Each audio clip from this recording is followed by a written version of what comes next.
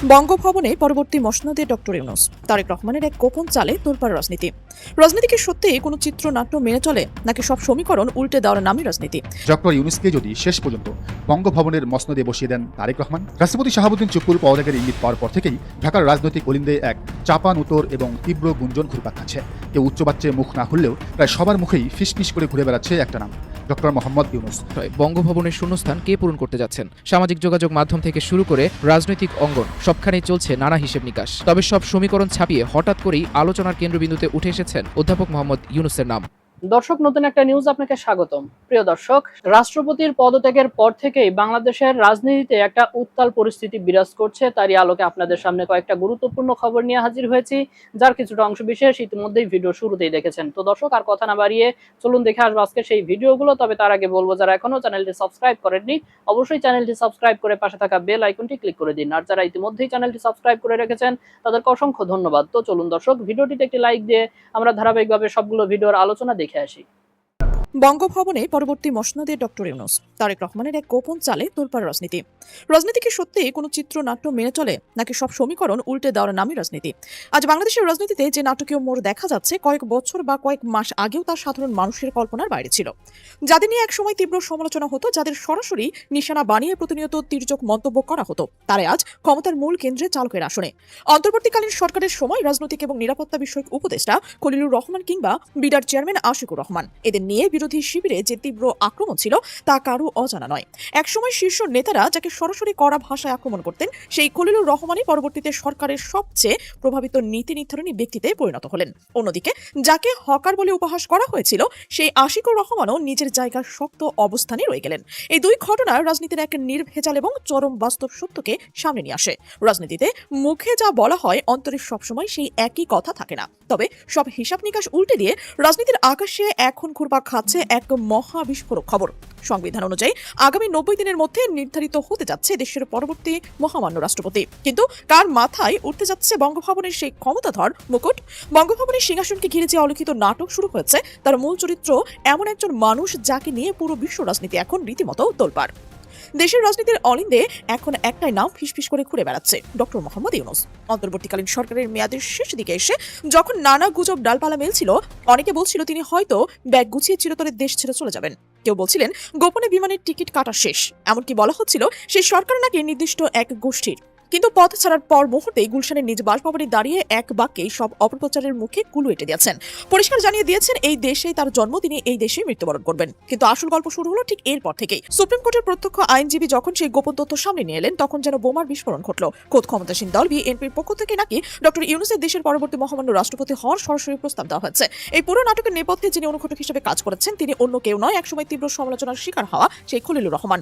আন্তর্জাতিক দরবারে বিএনপি যেন রাজনৈতিক এবং কূটনৈতিক গ্রহণযোগ্যতা তৈরি হয়েছে। তার পেছনে খলিলুর রহমানের ভূমিকা বিশাল।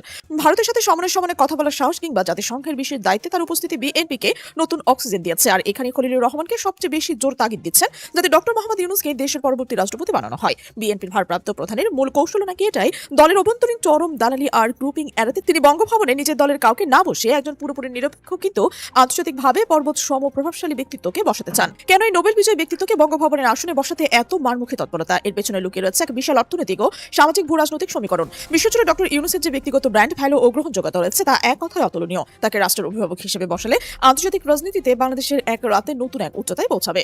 মার্কিন যুক্তরাষ্ট্র এবং ইউরোপীয় ইউনিয়নের শীর্ষ নীতি নির্ধারকদের সাথে তার সুদীর্ঘ নিবিড় যোগাযোগ রয়েছে। তাদের তৈরি পোশাক শিল্প যখন সবচেয়ে বেশি রপ্তানি হয়, সেই পশ্চিমা বাজারে শুল্কমুক্ত সুবিধাকে কিংবা বাণিজ্যিক চুক্তি সুগম করতে তার চেয়ে বড় কোনো রাজনৈতিক কার্ড হতে পারে না। শুধু বাণিজ্য নয়, বর্তমানে এই বৈশ্বিক অর্থ সংকটের কঠিন দিনে আন্তর্জাতিক অর্থলগ্নি সংস্থাগুলোর সাথে ইউনূসের ব্যক্তিগত যোগসূত্র দেশের জন্য হতে পারে এক চরম আশীর্বাদ। বিশ্বব্যাংক, আইএমএফ কিংবা এডিবি থেকে জরুরি আর্থিক সাহায্য কিংবা সহজ শর্তে বৈদেশিক ঋণ পাওয়ার পথ তার ব্যক্তিত্বের কারণে নিমিষেই উন্মুক্ত হয়ে যেতে পারে। একই সাথে যেসব বহুজাতিক কর্পোরেশন বা বিদেশি বিনিয়োগকারী দেশ মূলধন ঢালতে দ্বিধা করছেন, রাষ্ট্রপ্রধান হিসেবে ডক্টর ইউনূসের উপস্থিতি তাদের মনে এনে দেবে পূর্ণ ভরসা এবং আস্থার জায়গা। জলবায়ু পরিবর্তনের মতো সংবেদনশীল ইস্যুতে বৈশ্বিক বিশাল তহবিল থেকে বিপুল অনুদান এনে দেশের নড়বড়ে অর্থনৈতিক ভিত্তি শক্ত করার ক্ষমতাও রাখতে তার এই আন্তর্জাতিক পরিচিতি। কূটনৈতিক এবং অর্থনৈতিক দৃষ্টিকোণের পাশাপাশি দেশের অভ্যন্তরীণ রাজনৈতিক সমীকরণও সবচেয়ে উচ্চ পর্যায়ের যে কোনো নিয়োগ বা সাংবিধানিক সাংবিধানিক পদকে ঘিরে গুরুত্বপূর্ণ হয়ে উঠেছে। তবে কোনো নির্দিষ্ট ব্যক্তি বা রাজনৈতিক দলকে ঘিরে সম্ভাব্য সিদ্ধান্ত সম্পর্কে নিশ্চিতভাবে মন্তব্য করার সুযোগ নেই, কারণ এ ধরনের বিষয় শেষ পর্যন্ত সংশ্লিষ্ট রাজনৈতিক দল, সাংবিধানিক প্রক্রিয়া এবং জাতীয় ঐকমত্যের উপর নির্ভর করে। বিশ্লেষকদের মতে, যদি ভবিষ্যতে এমন কোনো সিদ্ধান্ত বিবেচনায় আসে, তাহলে এর পেছনে কূটনৈতিক গ্রহণযোগ্যতা, আন্তর্জাতিক পরিচিতি, অর্থনৈতিক ভাবমূর্তি, রাজনৈতিক ভারসাম্য এবং দেশের সার্বিক স্বার্থ এসব বিষয় গুরুত্ব পেতে পারে। একই সাথে অভ্যন্তরীণ সংস্কার, সুশাসন, বিনিয়োগ পরিবেশ এবং আন্তর্জাতিক অংশীদারের আস্থা ধরে রাখাও বড় বিবেচ্য বিষয় হিসেবে আসতে পারে। রাষ্ট্রপতি শাহাবুদ্দিন চুপ্পুর পদত্যাগের পর দেশের রাজনৈতিক অঙ্গনে এখন সবচেয়ে আলোচিত বিষয় বঙ্গভবনের শূন্যস্থান কে পূরণ করতে যাচ্ছেন। সামাজিক যোগাযোগ মাধ্যম থেকে শুরু করে রাজনৈতিক অঙ্গন সবখানেই চলছে নানা হিসেব নিকাশ।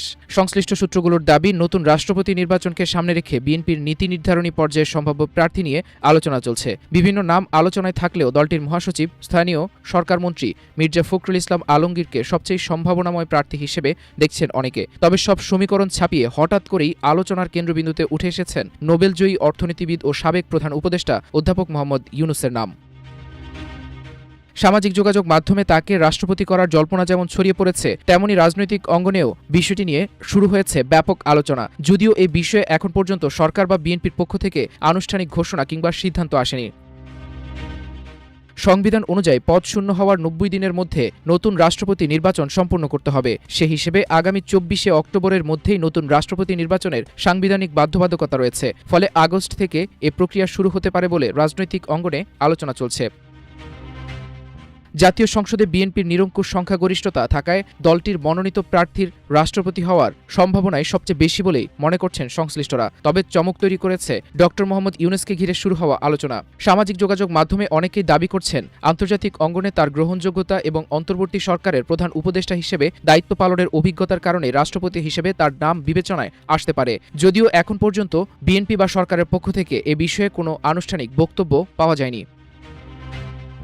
রাজনৈতিক বিশ্লেষকদের মতে, রাষ্ট্রপতির মতো সাংবিধানিক ও পদমর্যাদাপূর্ণ পদে দলীয় রাজনীতির বাইরে গ্রহণযোগ্য কোনো ব্যক্তিকে আনা হলে দেশের কূটনৈতিক ভাবমূর্তি আরও শক্তিশালী হতে পারে। সেই জায়গা থেকেই ডক্টর মোহাম্মদ ইউনূসের নাম আলোচনায় এসেছে বলে ধারণা করা হচ্ছে।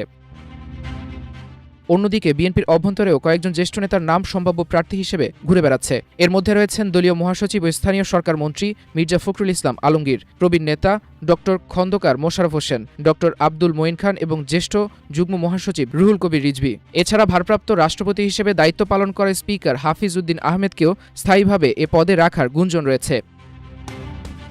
তবে বিএনপির শীর্ষ নেতাদের বক্তব্যে স্পষ্ট ইঙ্গিত মিলেছে যে চূড়ান্ত সিদ্ধান্ত এখনো হয়নি। সম্প্রতি সাংবাদিকদের প্রশ্নের জবাবে মির্জা ফখরুল ইসলাম আলমগীর বলেন, রাষ্ট্রপতি পদে দলীয় নাকি বাইরের কাউকে মনোনয়ন দেওয়া হবে সে সিদ্ধান্ত দলের জাতীয় স্থায়ী কমিটির বৈঠকেই নেওয়া হবে।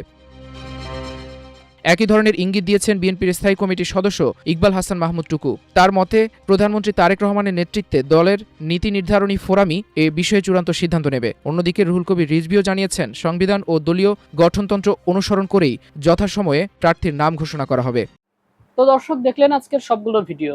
আর এই ভিডিওগুলো সম্পর্কিত যদি কোনো তথ্য বা মতামত থাকে তাহলে তো অবশ্যই কমেন্ট করে জানিয়ে দিন। এতক্ষণ সাথে থাকার জন্য ধন্যবাদ। নিউজটি শেষ করছে এখানেই, ফিরছে আগামী ভিডিওতে নতুন কোনো টপিক নিয়ে। আল্লাহ হাফেজ।